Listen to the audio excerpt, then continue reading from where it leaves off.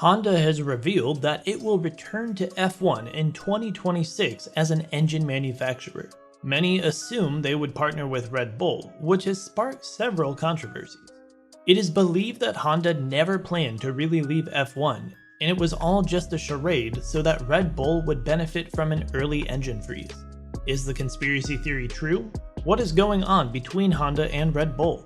It all started when Honda announced in late 2020 that they would leave Formula 1 at the end of the 2021 season. The engine manufacturers complained that they had invested so much in F1 which had barely yielded positive results. They said they needed to divert their financial and technological resources to their carbon-neutral technologies because they had fallen behind compared to their counterparts. Not long after Honda announced this, Red Bull revealed that they also intended to create their powertrains themselves. However, they could only manufacture them slowly and still needed Honda's help. The Japanese manufacturers didn't want to leave them high and dry, so they decided to help them maintain the engine until 2025. Initially, the agreement was only until 2023. Honda initially planned to help them maintain the engines till 2023 when Red Bull Powertrains, the new firm that was going to build the team engines, will completely take over. The 2021 engine they created was developed to allow a minor fuel modification for the 2022 season. But when Red Bull realized that it couldn't build engines in such a short time interval, they discussed with Honda to extend their stay. Before that, they had already gotten a deal with F1, and that's where the controversies arose.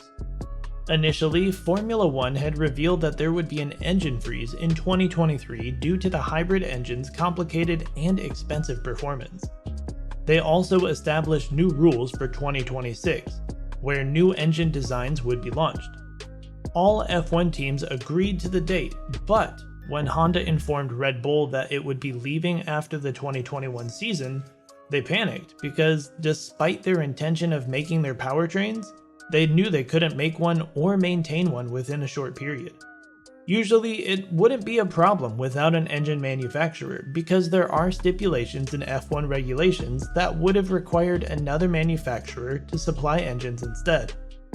Renault would have filled in at the time, but Red Bull didn't want that, as the engine made by Honda in the 2021 season was impeccable. So they reached out to F1 and suggested that the engine freeze be moved upward so that they could retain the engine Honda made. F1 didn't agree to it immediately, hence why they contracted Honda for the 2022 season. In 2022, F1 granted Red Bull's request for the engine performance to be frozen. And just a while later, Red Bull revealed that it was going to extend its contract with Honda till the end of 2025. Helmut Marko, Red Bull's motorsport advisor, revealed the extension in collaboration in a statement he made in August 2022, saying, "We thank Honda for their positive response to working together. We are excited to continue our partnership in F1 until the end of 2025 with the PU supplied by Honda." Koji Watanabe, the president of Honda Racing Corporation, also confirmed it in his statement, saying, quote, "We have agreed to continue supporting Red Bull powertrains in Formula 1 through HRC, following Red Bull's request to extend our current agreement, which HRC can meet within its existing resources. Once again, we aim to use our involvement in the pinnacle of motorsport to develop technologies and our workforce." End quote. Now, this is where it gets quite interesting. Honda recently revealed their interest in fully returning to F1 as an engine manufacturer. It was also indicated that the chances that Honda and Red Bull would form a partnership in 2026 were quite high. When this news broke, many F1 fans went out to say that it was all a scheme, as Honda had not intended to leave F1 in the first place. They believe that Red Bull and Honda had done all that to ensure that they stayed ahead because they realized they had the best power unit on track for the 2021 season. To have the edge over others in the subsequent seasons, they needed the engine freeze moved upward, so rival teams wouldn't have the opportunity to upgrade their engines. Although it had not gone exactly as they wanted, as Formula 1 didn't grant the request on time, it made a difference as they won championship titles. But was it actually planned? If you consider it from the point of view of those who consider what had occurred a conspiracy, it might seem very likely. But in reality, it is too messy to be true, as the incidents were totally misinterpreted. How would Honda have been comfortable announcing they were leaving F1 knowing the shame that came with it? It indicated that they needed to succeed more in their F1 pursuits to remain an engine manufacturer. They also had to speed up the manufacturing of the engine that was to be released in 2022 and released in 2021, thereby spending so much money which was supposed to go to their other projects. Red Bull had already invested so much in developing the powertrains to ensure it was made available in 2021. According to reports, the amount spent by Red Bull that year alone was about $100 million, probably costing much more than that. So, would they have gone through months of serious pressure and ridiculous investments to just get a yearly engine freeze? It seems quite unlikely. In regards to Honda returning fully to F1 in 2026 as an engine manufacturer and possibly partnering up with Red Bull, more is still being determined.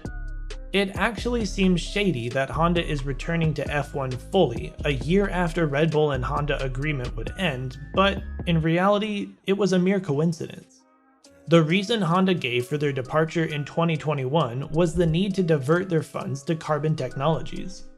Although they had stayed longer than planned to assist Red Bull, the return can also be easily justified, as it was revealed that there would be a significant increase in the electric share of engines from 2026. That was more like what they left for in the first place. Initially, Red Bull was in talks with other engine manufacturers, such as Porsche, as regards to the 2026 season. Although they were working towards owning their own powertrains department in Milton Keynes, they had intended for Porsche to be a significant part of the team and contribute immensely to the engine development. But that fell through because Porsche wanted to buy into and own about 50% of the team. Red Bull didn't want that form of a partnership. They only needed them to help with the engines, and they began searching for other options. It was revealed that Hyundai and Ford also considered making moves in 2026. The latter seemed like a possible option for the Milton Keynes team until Helmut Marko hinted at something else. At the Suzuka Grand Prix, Helmut Marko revealed that Red Bull was willing to rejoin forces with Honda in 2026. He said that although their team had set up an engine factory, they wanted Honda to play a major role in the engine development. Quote, "We were in Tokyo and had talks with Honda. We now have to see what will come of it because we have set up an engine factory ourselves in Milton Keynes. But in the coming years, the division between combustion engines and electric engines will be 50-50, so there is now a possibility of sharing the tasks." End quote. But when Honda revealed that they wanted to join F1 in 2026, they mentioned wanting to be a full partner of the team, not just an engine development partner. Whether or not they'll be together is yet to be decided because besides Honda wanting to be a full partner, Red Bull might decide to release its powertrains on its own. This is all to show that there was no grand scheme. What happened was that Red Bull had found itself in a tight spot, and it had been lucky enough to be granted its plea and found help. It was even luckier to win championship titles during that period. Thank you for watching this video. Kindly like and subscribe as it helps the channel grow. Please share your thoughts in the comment section as well. We look forward to seeing them. You can also turn on the notification bell to get similar content first. See you in the next video.